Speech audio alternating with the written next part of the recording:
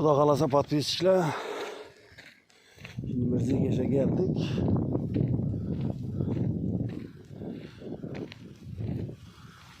Çukur eken. Teyze ürünmen tuttu. Bir yalan taraflardan gittiniz. Bir yandan teyze ürünmedi. Kappa uzattı.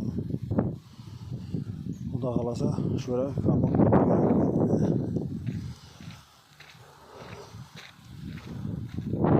adamlar özleriniz görüp koyunlayın. Şöyle gelip muzul taşa bürgen muzayın, muzullayın.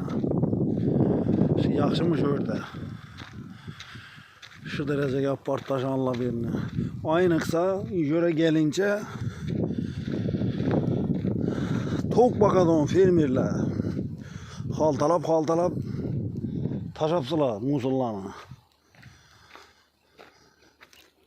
Yani yatışlarına kadar muzullarını. Kanında. Yaxşımış o. Muzulunu mindep taşamanlar, coralar. Cidden pişip yatsına karanla.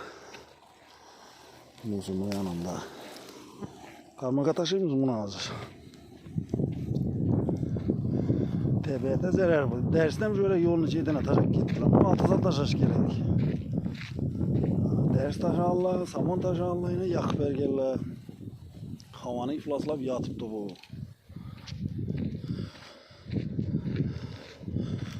Güzel para var esile. Karmak karal taş ilesi.